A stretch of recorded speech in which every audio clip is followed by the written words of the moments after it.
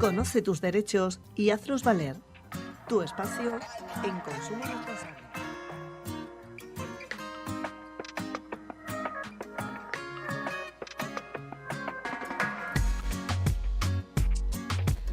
Conoce tus derechos en Consumo Responsable, este espacio que tenemos cada semana, sea miércoles, sea jueves, sea viernes. Lo importante es que lo tenemos y nuestros oyentes están siempre atentos a qué tema trataremos esta semana. Bueno, pues atención, porque el que más y el que menos cuenta en su hogar con un aparato llamado aire acondicionado. En muchos hogares inclusive hasta puede ser que dos. Digamos que llega cierto problema. El verano se traduce en calor, altas temperaturas y tenemos que refrescarnos y utilizamos el aire acondicionado. Sí es verdad que muchos temen de ponerlo porque esto pues repercute en los bolsillos. Bueno, pues hoy vamos a saber cuánta electricidad gasta un aire acondicionado. Y de ello va a dar muy buena cuenta nuestra experta en materia de consumo, María José Gómez. ¿Qué tal? Muy buenos días, María José. Hola, buenos días. Digo bien lo de que muchos hogares temen poner el aire acondicionado temiendo después esa factura, ¿no?, de la luz. Sí, muchos nos echamos a temblar cuando ponemos el aire, precisamente no de frío, sino de pensar por cuánto nos va a salir refrescar la vivienda, ¿no? Y claro, bueno, pues para todos siempre hay algunas pequeñas recomendaciones que pueden hacernos pues ahorrar algo de dinero o utilizar de una manera más eficiente nuestros aparatos de aire acondicionado, ¿no? Muy bien. Así que hoy en nuestro espacio de consumo vamos a hablar de ello, de aires acondicionados, cómo saber cuánto consumen y de cómo conseguir bajar su consumo. Así que mucha atención. Ante todo, María José, ¿cómo se calcula el consumo del aire acondicionado? Bueno, pues mira, el consumo de un aparato eléctrico se calcula en función de su potencia, ¿no? Por ejemplo, en el caso del aire acondicionado hay que aclarar que la potencia se distingue en dos tipos de potencia. Por un lado está la potencia eléctrica de entrada, que es la electricidad necesaria para hacerlo funcionar. Y por otro lado también está la potencia térmica, que es la capacidad para enfriar o calentar. Ambas potencias están relacionadas y hay que tenerlas en cuenta a la hora de su consumo, es decir, potencia eléctrica de entrada para hacerlo funcionar y potencia térmica, es decir, la potencia que utiliza para enfriar o calentar, ¿no? Vale, ya nos ha explicado qué es lo que es, pero ¿cómo se mide? Por ejemplo, la potencia eléctrica, ¿cómo se mide? Pues mira, la potencia eléctrica de entrada es la cantidad de electricidad necesaria para tener el aparato funcionando una hora de manera continuada. Esta potencia está indicada en la ficha técnica del aparato por su cifra en vatios, por una W, ¿vale? Los aparatos domésticos suelen moverse entre una potencia de 500 vatios cuando funcionan al mínimo y una potencia de 1500 vatios si están al máximo. Como en la factura de electricidad normalmente el consumo se expresa en kilovatios por hora, kWh, tenemos que dividir la potencia eléctrica del aparato entre 1000. Es decir, si nuestro consumo de aire acondicionado durante una hora oscila entre 500 vatios y 1500 vatios, bueno, pues esto lo tenemos que dividir entre 1000. Y nos sale que cuando el aparato está consumiendo al mínimo sería 0,5 kilovatios hora. Y cuando está consumiendo al máximo, consumiría 1,5 kilovatios hora, ¿vale? Esto lo tenemos que hacer con la potencia real de nuestro aparato, dividir la potencia de los vatios entre 1000 y ya nos sale lo que está consumiendo realmente nuestro aparato cuando está al máximo o cuando está al mínimo. Pero normalmente los aparatos domésticos oscilan entre 0,5 kilovatios hora y 1,5 kilovatios hora, ¿vale? Eso en cuanto a la potencia eléctrica. Potencia térmica, ¿qué es y cómo se mide? Bueno, pues generalmente los equipos de aire acondicionado se clasifican también por su potencia térmica, como he dicho antes, ¿no? Que es la cantidad de frío o de calor que pueden producir. Esta característica aparece en los catálogos y especificaciones técnicas y aparece ya expresada en kilovatios, ¿vale? Por lo tanto, aquí no hay que hacer la división, ahí nos aparece viendo las características del aparato, ¿de acuerdo? Bien. Por tanto, digamos, ¿cuánto puede consumir enfriar una habitación? Pues mira, el consumo de energía para enfriar o calentar una habitación depende de varios factores, ¿no? Como hemos visto, por un lado está la potencia eléctrica, que nos dice cuánto gasta nuestro aparato si lo tenemos funcionando una hora entera. Pero hay que tener en cuenta que el aire acondicionado no trabaja al mismo nivel durante una hora, porque tiene el termostato que enciende o apaga o reduce la potencia para mantener la temperatura que se haya programado según sea necesario, ¿no? Entonces, claro, esa indicación que hemos dado antes de la potencia eléctrica, que es lo que mide el tiempo de funcionamiento continuado durante una hora, normalmente no se puede aplicar de esta manera al aparato de aire acondicionado, porque no está una hora funcionando al mismo nivel, ¿vale? Porque baja y sube en función de lo que le hayamos programado, de la temperatura que hayamos programado. Normalmente el consumo de energía en un aparato de potencia entre 500 y 1500 vatios sería 1 kilovatio. Esto es normalmente lo que consume nuestro aparato durante una hora, un promedio de 1 kilovatio hora, ¿vale? Bien. Y poder enfriar o bien, como dice, calentar una habitación. Pero claro, ¿esto cómo se traduce en euros? Bueno, pues hemos visto en los últimos tiempos que el coste de la electricidad es variable y más bien alto, ¿no? Entonces, ¿cómo podemos traducir lo que hemos dicho del kilovatio hora de consumo medio del aparato de aire acondicionado? Es decir, durante una hora consume 1 kilovatio. Bueno, pues normalmente se hace la estimación y se dice, o se está viendo, que por los precios de la electricidad hoy en día, cada kilovatio hora viene a costar 0,30 euros, ¿vale? Viene a costar 30 céntimos de euro. Por tanto, una hora de funcionamiento del aparato de aire acondicionado nos cuesta 30 céntimos. Vale, tú dices, bueno, pues esto me lo puedo permitir porque 30 céntimos, pues mira, si ya está fresquito, bien. Pero es que normalmente no tenemos el aparato funcionando solo una hora, sino que lo tenemos funcionando 4, 6 horas. Entonces hay que tener en cuenta que hay que multiplicar esos 30 céntimos por las 4 horas diarias de media que tenemos el aparato puesto por 30 días que tiene más o menos un mes en verano, ¿no? Entonces esto viene a decirnos que nuestra factura se puede ver incrementada por el consumo del aparato de aire acondicionado, por poner el aparato acondicionado, en unos 36 euros al mes, ¿vale? Esto es si hablamos de un aparato. Si hablamos de varios splits, bueno, pues hay que multiplicarlo por los splits que tengamos en la casa. Ahora hay que sumarle, bueno, pues el resto de la electricidad que consumimos en el domicilio, pues para poner el horno, para poner el lavavajillas, para poner otros aparatos, ¿no? Es importante saber, bueno, que esto es una estimación, ¿vale? Pero bueno, que suele corresponderse con lo que es la media de cualquier domicilio. Es decir, una media de unos 36 euros al mes se incrementa nuestra factura si tenemos el aparato puesto en torno a unas 4 horas diarias. Bien, lo tendremos en cuenta. María José, ¿qué factores pueden influir en el consumo? Bueno, pues hay varios factores, ¿no? Por ejemplo, varía de dónde se ubique la vivienda, es decir, si la vivienda está con el sol todo el día, pues claro, el aparato consume más. También del aislamiento térmico que tengamos en nuestra vivienda y la orientación, si tenemos unas buenas ventanas, unos buenos toldos, echamos las persianas, ¿no? Que hace que el frío se concentre dentro de la vivienda, bueno, pues esto hace que nuestro aparato tenga que trabajar menos y consuma menos electricidad, esté más tiempo consumiendo el mínimo que el máximo, es decir, que en vez de consumir 1 kilovatio hora, pues lo mismo está consumiendo 0,75 o 0,50 todo el tiempo, ¿no? Entonces es importante que a la hora de instalar los equipos, bueno, pues los técnicos nos digan dónde es mejor ponerlo, en qué orientación, si es necesario ponerle algún tipo de techumbre pequeña o de toldito al aparato, pues para que no le dé tanto el sol y pueda funcionar mejor con menos electricidad, ¿no? En cuanto al propio electrodoméstico, María José, aparte de la potencia y la capacidad de refrigeración, ¿qué otros factores tenemos que tener en cuenta respecto a su eficiencia?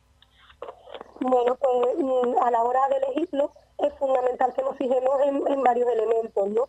Si vamos a elegir el aparato, bueno, pues tenemos que fijarnos si nos interesa más un aparato fijo o un modelo portátil que podamos poner de una habitación a otra, ¿no? Esto es que se saca el tubo por la ventana, ¿no?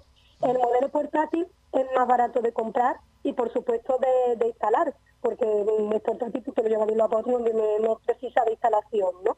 Pero consume más y rinde menos, ¿vale? Eso hay que tenerlo en cuenta. El aparato portátil es más barato a la hora de comprarlo y no tiene instalación, pero consume más y rinde menos.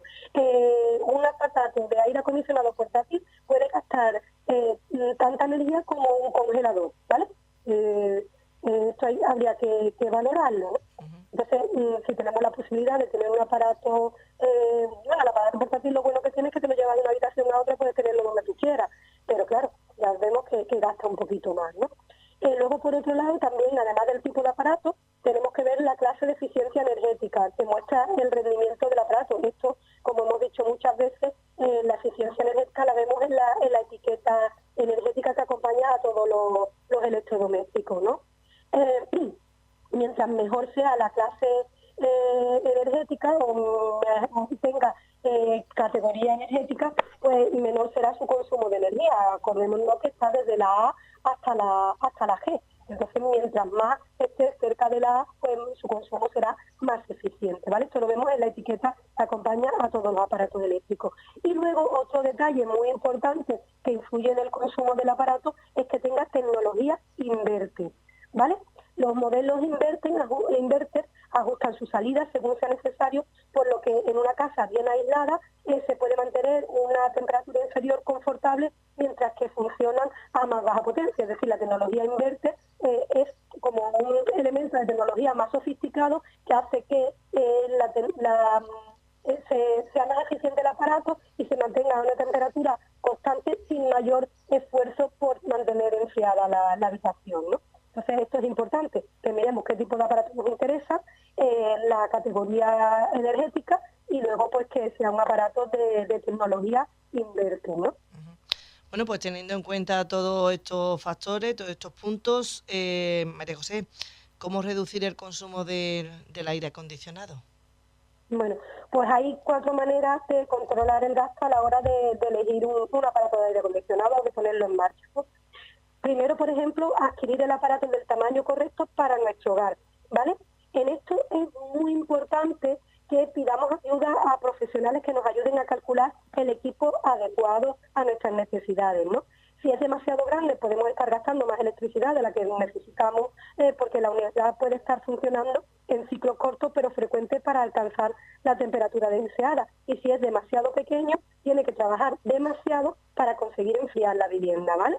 Entonces es importante que a la hora de elegir un aparato le expliquemos al especialista dónde podemos ponerlo, dónde tenemos que ponerlo y luego también los metros de la vivienda o de la habitación donde lo vamos a instalar para que no sea demasiado grande y tenga que estar, como decimos, trabajando en ciclos cortos para tener la temperatura o si es demasiado pequeño tenga que trabajar para mantener la temperatura, ¿no? Además, como hemos dicho antes, debemos tener en cuenta lo de la tecnología inverter, ¿vale?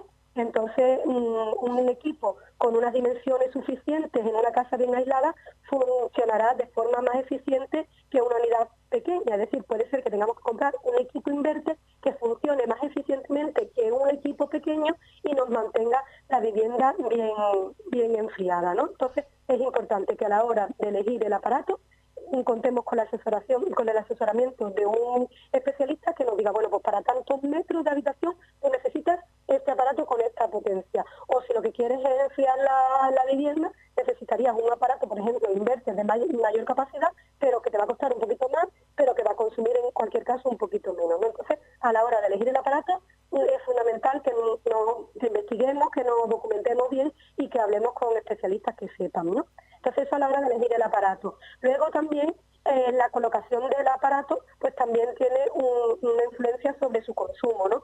Debemos asegurarnos, cuando vengan a instalarnos el aparato, que la persona que lo va a poner pues evalúe cuál es la situación de nuestra vivienda y que ubique las unidades, tanto interiores como exteriores, en el lugar correcto, porque esto puede tener un efecto en los costes de funcionamiento, ¿no? En cuanto a la unidad interior, bueno, pues esta tiene que permitir una buena circulación del aire en la habitación. Y en cuanto a las unidades exteriores, mejor que no esté expuesta, como hemos dicho antes, a las temperaturas extremas, pues ya se tendría que trabajar más para conseguir más frío. Entonces, en las unidades externas, lo ideal sería que estuvieran a la sombra, y en las unidades internas lo ideal sería que estuvieran en una zona en la que pudieran cubrir el mayor espectro de habitación o de domicilio posible y no ponerla, por ejemplo, por detrás de una cortina, porque eso está frenando la salida del aire, o detrás de algún mueble, o en alguna zona ciega que solo dé frío a una parte de la habitación y el resto, bueno, pues se tenga que enfriar haciendo un mayor esfuerzo. Por lo tanto, es importante que eso, que también en la colocación, pues consultemos con un especialista que nos diga dónde es mejor ponerlo, ¿no? Y luego pues también otro elemento, después de adquirir el aparato y después de colocarlo en un mejor sitio, bueno, pues comparar la información del coste anual como de la eficiencia del equipo, que es lo que hemos dicho antes de calcular los kilovatios y todo esto, pues para ver qué aparato es el más eficiente. Y luego ya cuando lo estemos teniendo funcionando, bueno, pues habría que ajustar la temperatura de la mejor manera posible para que tenga un efecto menos significativo en la factura, ¿no? Por ejemplo, en verano, para una mayor eficiencia del aparato, ya lo hemos dicho muchas veces, deberíamos regular el aparato alrededor de unos 8 grados menos que la temperatura exterior, ¿vale? Por ejemplo, si fuera a 73 grados, pues dentro deberíamos tenerlo como poco a 35, ¿vale? A 35 grados. Y luego en el invierno, por ejemplo, bueno, pues aplicaremos la misma regla. Procuraremos tener una diferencia de 8 grados entre la temperatura de la bomba de calor y la temperatura exterior. Debemos tener siempre en cuenta que por cada grado más de frío que se ponga o de calor que se ponga en el invierno, añadiremos un 10% al coste de funcionamiento del equipo, ¿vale? Entonces esto hay que tenerlo en cuenta y lo hemos dicho muchas veces, que vamos a calcular un poco la temperatura de confort, pero la temperatura de confort no significa que enfriemos tanto que tengamos que estar en casa con una rebequita, sino que lo ideal sería, bueno, pues ajustar la temperatura en la que estemos agradables, pero que bueno, que no con una ropa fresca adecuada y no tener que estar pasando frío en verano y en invierno pasar calor y estando en manga corta, ¿no? Sino que deberíamos, bueno, pues ajustarlo porque tengamos que tener en cuenta que cada grado de menos que le pongamos en verano aumenta un 10% el consumo del aparato, ¿vale? Esto afecta considerablemente a la factura. Bueno, pues pese a todos estos consejos que nos acaba de comentar María José para reducir el consumo del aire acondicionado, hay otras recomendaciones que podemos poner en práctica para, digamos, mantener a raya nuestra factura mientras usamos este aparato, el aire acondicionado. Sí, pues claro, porque si ya lo tenemos adquirido, nos lo han colocado donde buenamente se ha podido porque no teníamos otro sitio en la casa. Bueno, pues además de ajustar el termostato a la temperatura que no sea excesivamente fría ni excesivamente caliente en verano, bueno, pues podemos hacer otras pequeñas cosas que quizás no tenemos en cuenta en nuestro día a día, pero que sí influyen en lo que es el consumo del aparato, ¿vale? Mira, por ejemplo, hacer un mantenimiento regular del equipo y procurar que el filtro siempre esté limpio. Es una cosa que hacemos poquísimas veces. Normalmente tenemos el aparato puesto ahí y del filtro ni me acuerdo, salvo que el aparato deje de enfriar, ¿no? Luego también sería interesante, si todavía no hemos comprado el aparato, bueno, pues invertir en un aparato que sea tipo inteligente, ¿no? Para estar más asequible. Y este tipo de aparatos, los tipos de aparatos NAN, bueno, pues tienen una aplicación para apagarlo de forma remota, pues por ejemplo, si no se nos ha olvidado apagarlo. O podemos encenderlo cuando justo vayamos a llegar a la vivienda para tenerla fresquita cuando lleguemos, ¿no? Entonces, es interesante, bueno, pues tener esa opción de poder apagarlo o encenderlo en remoto. Luego también, a la hora de ponerlo en marcha, deberíamos usar la configuración ECO, que es el sistema que permite, bueno, pues tener un sistema más eficiente de consumo, ¿vale? Luego, en los días muy calurosos, sería interesante encender el aire acondicionado temprano en vez de esperar hasta que la casa esté muy caliente cuando tendría que trabajar más para enfriar el domicilio, ¿vale? Entonces, lo que tenemos que hacer es no esperar a la hora fuerte de calor, si estamos en la casa, si no estamos en la casa, evidentemente no hay que encender el aire en principio, pero en vez de esperar, yo qué sé, pues a las 4 o 3 de la tarde o a las 5 de la tarde para poner el aire, bueno, pues podríamos ir poniendo los floritos desde que todavía la casa no se ha calentado en exceso para que tenga un funcionamiento constante, que es lo que hemos dicho, y no tenga el consumo subidas y bajadas, ¿vale? Luego otra cosa importante es que si utilizamos un aire acondicionado centralizado, bueno, pues lo ideal sería ponerlo a funcionar por zonas, las zonas en las que realmente estemos, porque no sirve de nada pues enfriar los dormitorios si estamos en la salita de estar, o enfriar la salita de estar si ya estamos acostados, ¿no? Entonces es importante, si nuestro aparato dispone de posibilidad de ponerlo por zonas, pues perfecto. Y si no, pues deberíamos cerrar las puertas para que el aire se concentre en las zonas en las que estamos usando, ¿no? Luego también otra cosa importante que debemos tener en cuenta en las madrugadas, ya que ahora en el verano empezarán a venir madrugadas aburrida. Bueno, pues lo suyo es conveniente programar el aire acondicionado para que se apague cuando la habitación ya esté fresca o para que se apague a pasar las primeras horas en las que ya hayamos podido conciliar el sueño, porque como durante las madrugadas suele refrescar, bueno, pues normalmente nos acostamos con calor, ponemos el aire, pero no debemos dejarlo encendido toda la noche, sino que ya cuando llegue un momento en el que ya hemos alcanzado el confort ideal pues, para poder dormir plácidamente, pues que el aparato se apague por sí mismo y que no siga funcionando sin necesidad, ¿no? Y que tengamos que estar echándonos la colchita por encima. Luego otra cosa importante es mantener la casa fresca y sombreada, ¿no? Para que el aire acondicionado no tenga que trabajar de más, lo que hemos dicho, tenerla bien aislada, evitar que el sol entre por las ventanas, cerrar las ventanas pues para que no tener la ventana abierta con el aire acondicionado puesto, porque se tiene que combatir con el calor que está entrando. Y luego también pues, sería interesante tener como hemos dicho, unas buenas persianas, unas buenas contraventanas, poner todo donde se pueda, de manera que evitemos que la radiación solar entre en el domicilio y que el aparato pues tenga que trabajar más, ¿no? Luego también hay otra cosa que también favorece bueno pues a la mejor utilización del aire acondicionado, que es colocar ventiladores de techo. Esto hace, pues, por ejemplo, que una vez que la casa ya esté fresquita, con el ventilador del techo, el aire frío se siga moviendo y no tengamos que seguir teniendo puesto el aparato de aire acondicionado, o incluso podemos sustituir el aire acondicionado por el ventilador en determinadas horas del día, que también pues va a consumir bastante menos. Y luego otra cosa importante es usar la función del deshumidificador. Si la humedad en nuestro domicilio es alta, ¿no?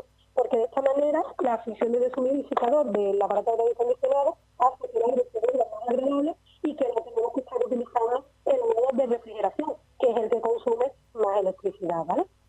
Y bueno, insistir en el tema del aislamiento de la casa, como ya hemos dicho, no solo durante las horas de más calor con elementos externos, sino bueno, pues, trabajar o si tenemos que hacer alguna reforma, pues mejorar los aislamientos de nuestro domicilio, pues para que el calor en invierno se mantenga dentro y el frío pues también se mantenga dentro en el verano y no entre el calor o el frío según la época del año, ¿no? Esto se consigue pues, con buenas ventanas, con buenos aislamientos, como hemos dicho muchas veces, ¿no? Colocar los muebles en la zona de las paredes exteriores, de manera que hagan una pantalla doble de aislamiento y ese tipo de cosas, ¿no? Pequeños trucos que hacen que nuestro aparato, bueno, pues en la medida de lo posible, consuma un poquito menos y no se eleve tanto nuestra factura en el verano. Bueno, pues si al principio nos preguntábamos cuánto consume el aire acondicionado, yo creo que con la amplia explicación que nos acaba de comentar María José Gómez, periodista experta en consumo, yo creo que lo vamos a tener mucho más claro, ¿verdad? A la hora de desglosar esa factura también de la luz. María José, mil gracias por traernos este tema. Recién acaba de comenzar el verano, es verdad que estos días lo estamos teniendo un poquitín más fresquito, pero ya en muchísimos hogares, como así trabajos inclusive, bueno, pues los aires ya están funcionando. Muchas gracias y hasta la próxima semana. Muchas gracias a vosotros. Y no os preocupéis que el calor llega, ¿eh? Hombre, claro que sí, que llegará. Un saludo, hasta luego.